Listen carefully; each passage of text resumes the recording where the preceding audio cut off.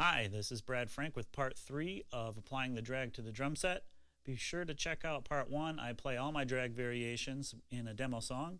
Part 2, I explain the basic drag and some basic variations. And here in part 3, I'm going to expand on that drag sticking even further to come up with some completely new ideas.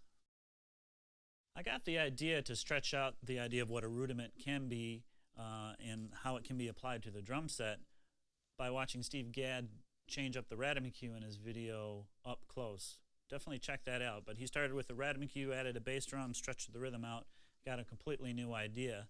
And so I thought, well, why don't I do the same thing with some of the other rudiments? So moving on with the drag and stretching it out into different rhythmic contexts, one of the first things I checked out is to play it as continuous 16th notes. So if you take a left drag, take that sticking and play it as continuous 16th notes, it can be played like this.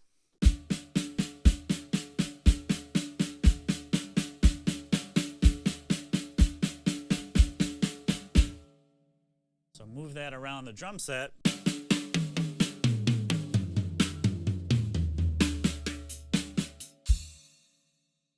Play it as drum fills.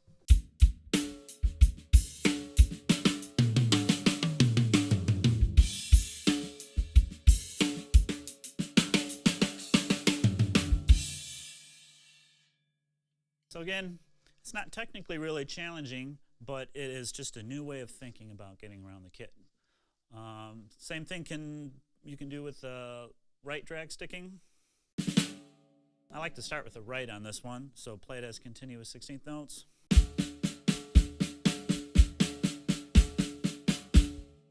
So move that around the drum set.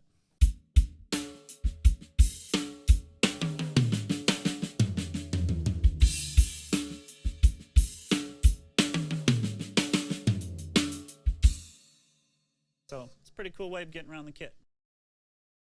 Once I got comfortable with that drag sticking as continuous 16th notes, I started to incorporate the bass drum at the same time. So if I'm playing 3E and 4E and with that left drag sticking, here's what it sounds like with the bass drum on quarter notes or eighth notes. And then I went and grabbed Ted Reed's syncopation snare drum book, and there's a syncopated section in there, and I read the snare drum notes on the bass drum so I could develop coordination and independence playing any kind of rhythm on the bass drum. So I played it in cut time.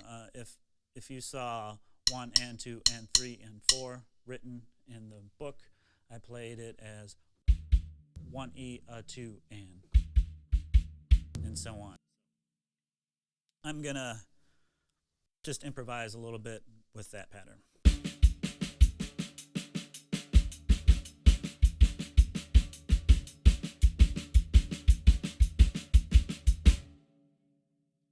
One of the main ways I use that idea is to play the single notes that I'm playing with the left hand back and forth between the closed hi-hat and the snare drum, and then the two rights of that pattern on the cymbal bell or sometimes the cowbell. It sounds like this.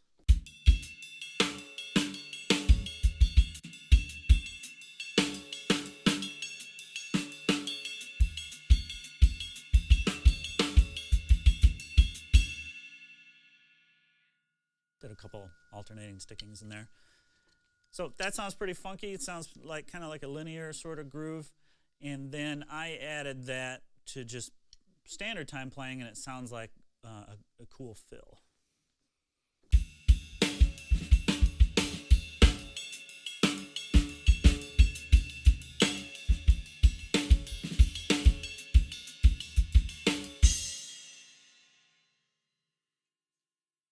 And you can also add your bass drum to the fills using that sticking.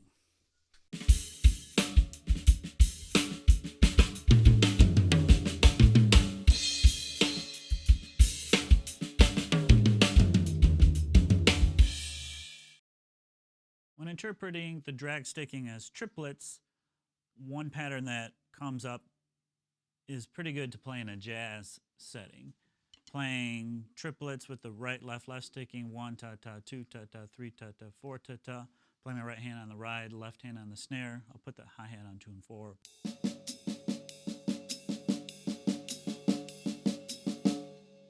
And again, take Ted Reed's syncopation, play it as swung eighth notes on the bass drum.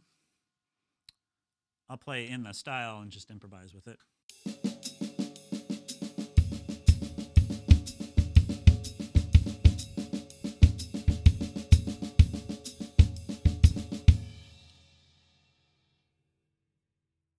Then the right, right, left sticking, 3 ta-ta, 4 ta-ta.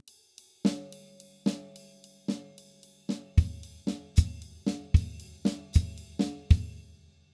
little faster.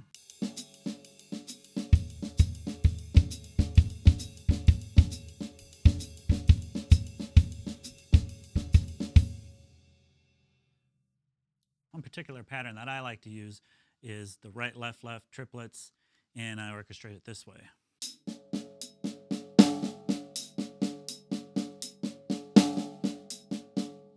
Give sort of a half-time shuffle feel, played quickly.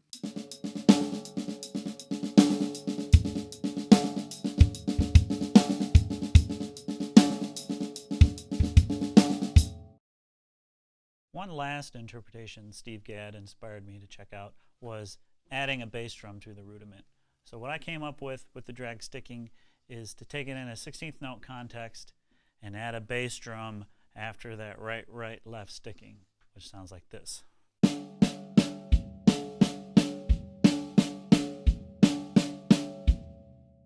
Again, a new way to get around the kit. It's easy to think of. Once you orchestrate it around, it sounds like you're doing a whole lot more than you're actually thinking about. So I'll play it slow.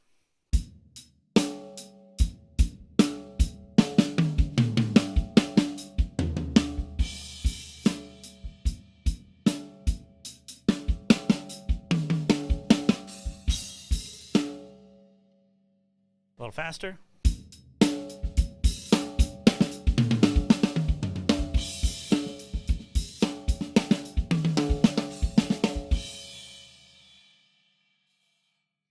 can also play that as 30-second notes. So if we're playing 16th notes first, 3 E and a, 4 E and a. That's 30-second notes.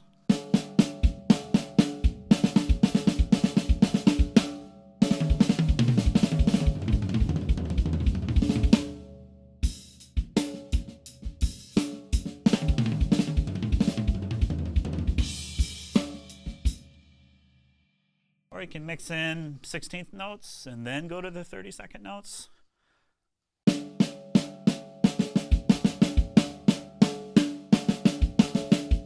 Around the drums.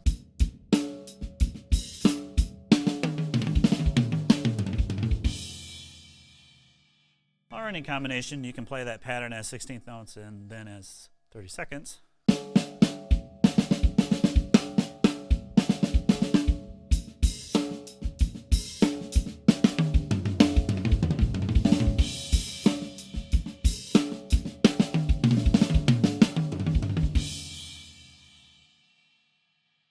Or any combination you can come up with. And the last one I like to play is that 4-note pattern played as triplets. 3 ta ta, 4 ta ta.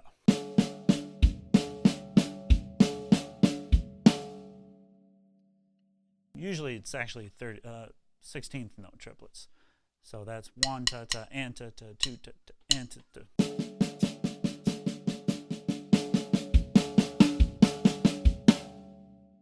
Faster.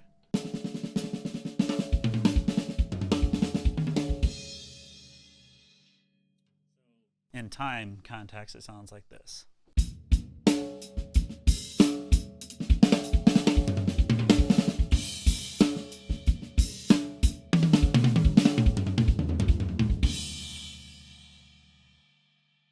So those were the ideas I came up with, changing around the drag idea, being inspired by Steve Gadd's interpretation of the Rudiment cue.